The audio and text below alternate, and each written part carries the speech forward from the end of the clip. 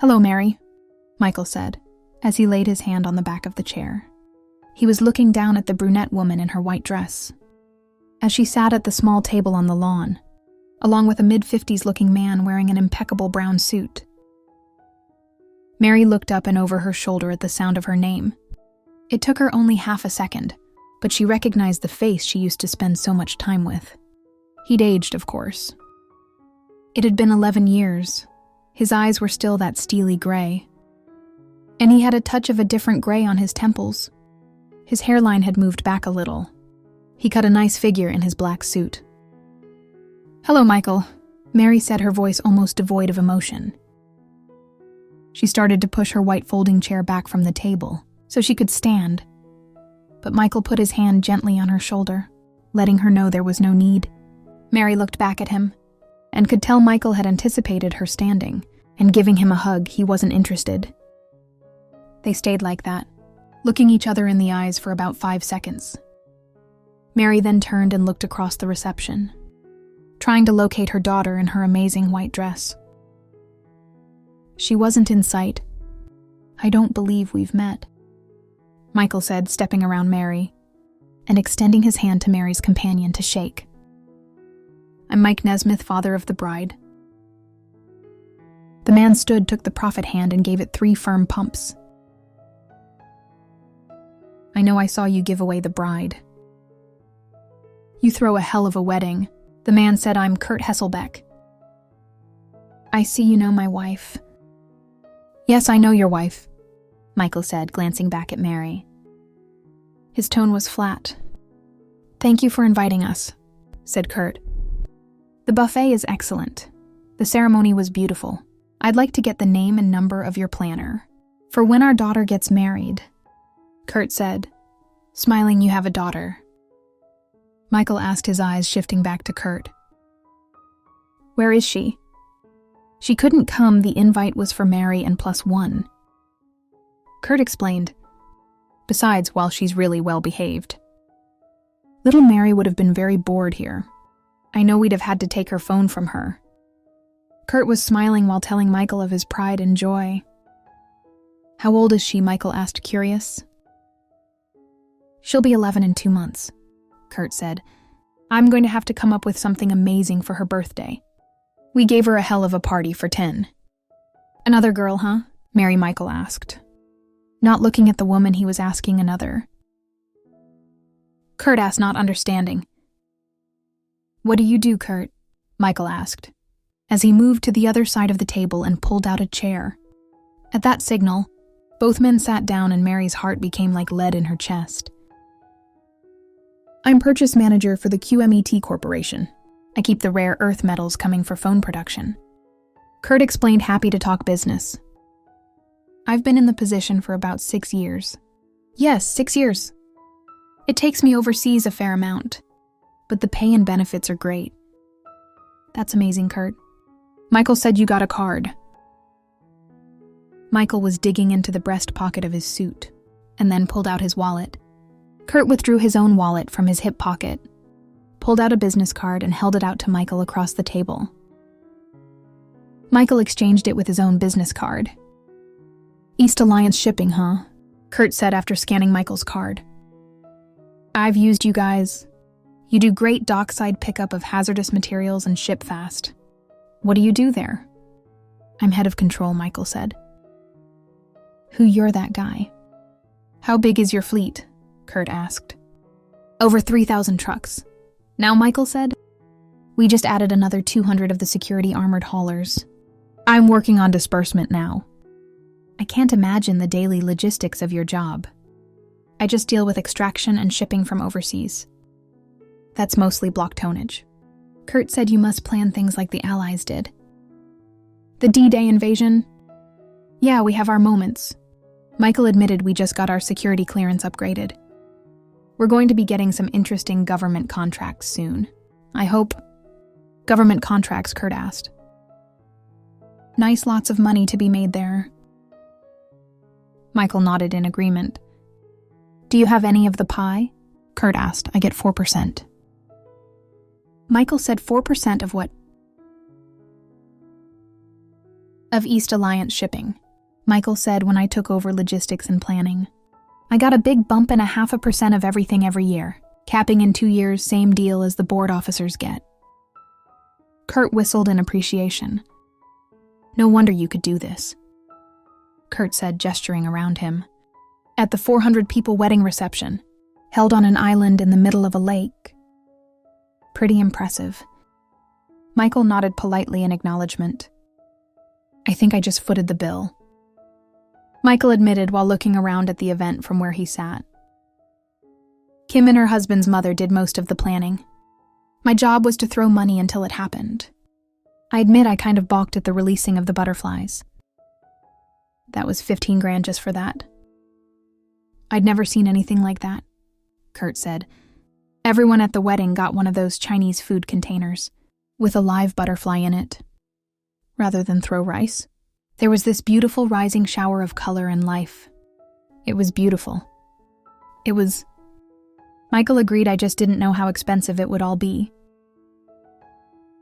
Apparently there's a profession called butterfly wrangler, and this is all they do, having them for a week. Having them hatch and take care of butterflies is apparently a labor-intensive job. It was amazing, Kurt said. How many were released? I don't know exactly, Michael confessed. The wrangler set up for 500 guests. I think Kim invited her entire graduating class. I spoiled her a bit. Her life has had some... Michael glanced at Mary. Amazing difficulties dropped into it. Oh, what did she get a degree in? Kurt asked. She's working on being a pediatric surgeon. Michael told the man she's got a ways to go. But she's determined if I'm lucky. Her sister, little Mary, will shoot high too. You have a daughter named Mary too. Kurt gushed. Wow. What are the odds? Here's Mary, my wife, and we have a daughter named Mary after her. Yes, my little Mary was named after her mother too. Michael had a strange tone in his voice. Kurt thought she's 17 now. She's going to graduate top of her high school class. That's amazing. Kurt beamed a smile at Michael.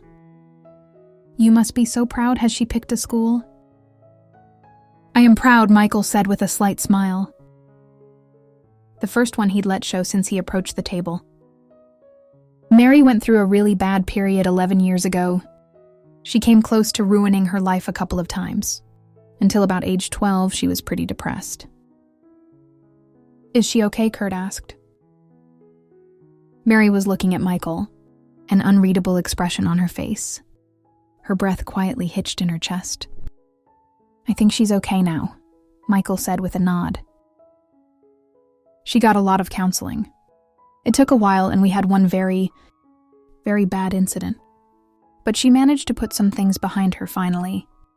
When she did that, she blossomed. She's still blossoming.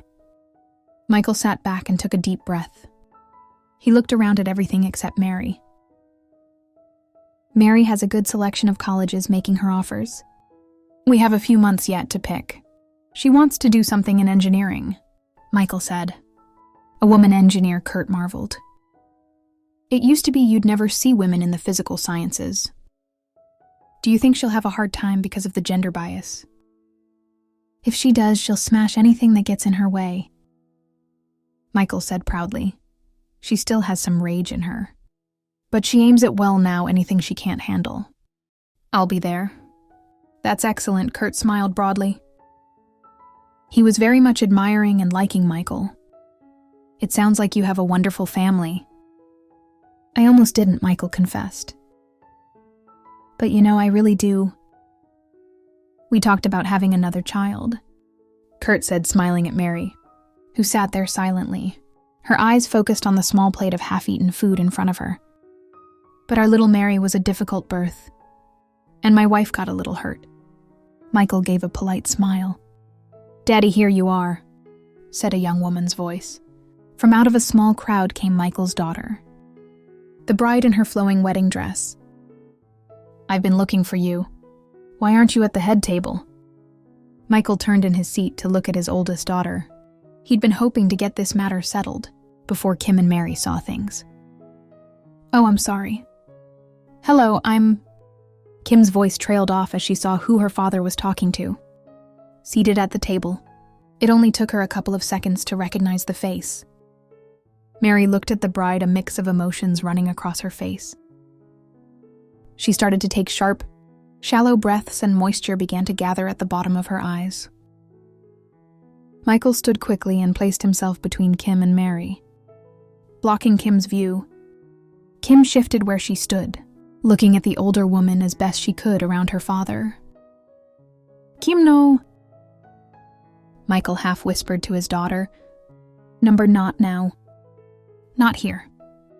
Kim locked her eyes on Michael's, her steel gray eyes looking into his, trying to understand what was boiling up inside her.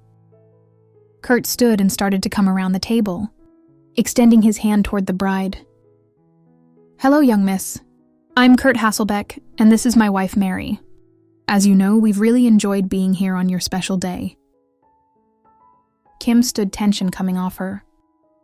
She looked from Kurt, who was sensing something wasn't right, and back to her father's face. "What, Kim?" whispered Kim. "Go." Michael said his heartbreaking for his daughter. He was working to keep things, himself and his daughter, under control much longer, and he would lose that control. "I've got this. I'll explain later." Kim looked back to Kurt, whose confusion was growing. And then she stepped to the side to look at Mary. Mary had tears dropping down her cheeks, as she seemed to shrink into her chair. "Go, Kimmy." Michael reinforced his tone soft. "You have to go. Go to your friends. Go to your sister now." Kim heard the quiet commands her father was giving her, and they registered through the cascade of pain she felt. "Okay," Kimmy, Michael quietly said, as his beautiful daughter started to turn. "Don't tell Mary and keep her away." Kim stopped and considered for half a second, and saw the wisdom in what her father was saying. She nodded and ran her finger across one eye, then the other, trying to control her tears before her makeup was ruined. Then she turned and walked away into the crowd, which parted for her. "What happened?" Kurt asked Michael, as Michael faced away toward his retreating daughter and wrestled himself back into shape inside. He took a deep cleansing breath. "I'm sorry about that," Michael said, as he turned back toward Kurt. "I'm afraid I need to move on to father of the bride duties." But what happened?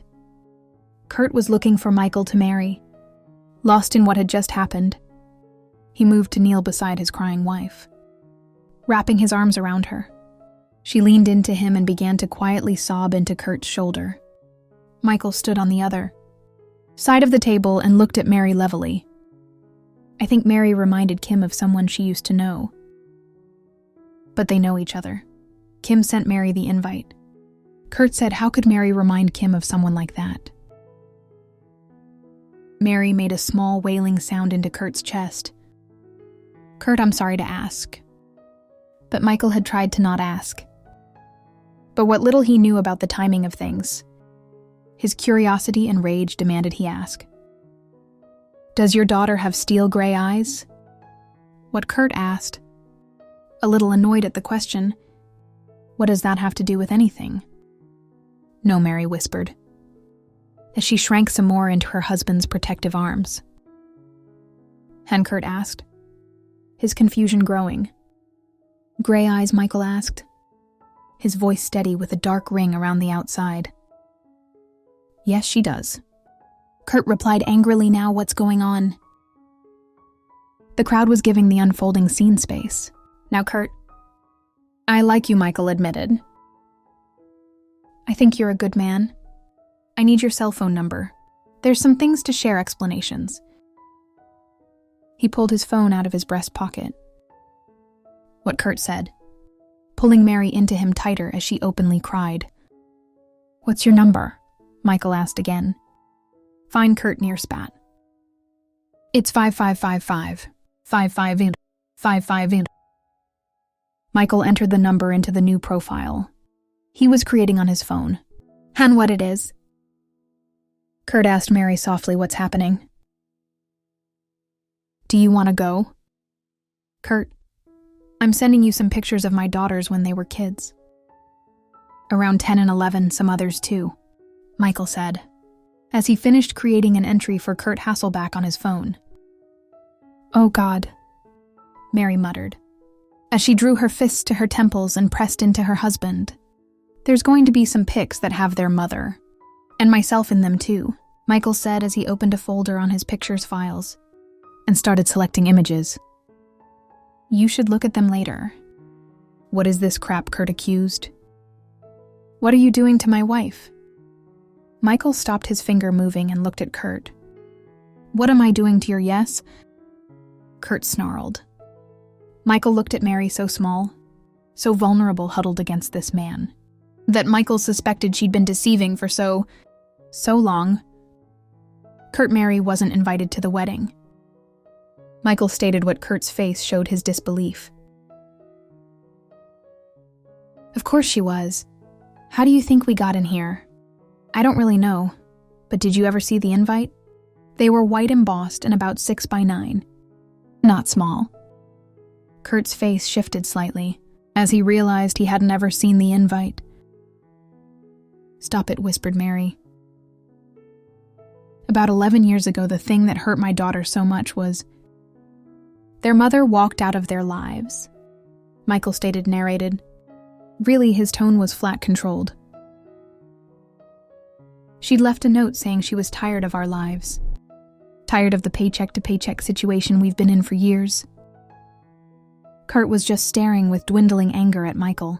As he knelt there, she complained about things. It was hard for her, Michael said. We were in a small apartment. Kim was 12, Mary was 6. It was a handful for her. I wasn't quite bringing in enough money. I hadn't gotten on the managerial track regionally yet. Michael stopped, took a deep breath, and composed himself. Then we found out she was almost 2 months pregnant with our third, Michael said, looking off into the distance. So I think she just had enough. Michael continued, and while doing so, he started selecting images on his phone again. I don't really know, I have a 1-page note from her, left on the table as she walked out the door that last time. Michael made decisions on a couple more images and added them to the list. I looked for her, I called and emailed, Michael said as he was finishing his choices. Nothing. Kurt could feel his wife trembling and shaking as he held her. But he was watching Michael. Even though Michael's tone was so... Even the pain in the man's voice was palpable. The girls didn't handle it well. Michael confessed, I didn't handle it well.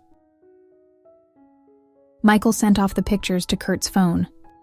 Eventually, I got an amazingly lucky break. I started to bring in money we could use. We had a lot of friends, including a social worker, who got married into counseling. Things improved money-wise.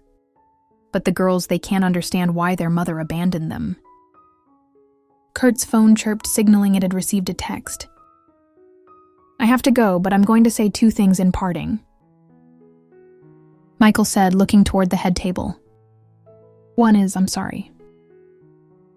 I never dreamed this would happen. I don't know how to handle this, and I've probably done it wrong. Please remember I'm sorry. Kurt frowned, not understanding. The second is, everyone in my genetic lineage has gray eyes. It's a dominant trait, apparently. Kurt's face lost its tension and his eyes widened slightly. Michael looked at Kurt's sympathy showing on his face. I'm sorry, Michael said again. Then turned and strode toward the head table. Kurt pushed his wife away from him slightly, to gaze at the woman he'd married 11 years ago. Mary looked back through tear-filled eyes and sobbed, I'm so sorry, over and over. And so we've reached the end of today's story. Was it what you expected, or did it take a twist you didn't see coming? I'm curious to hear your thoughts.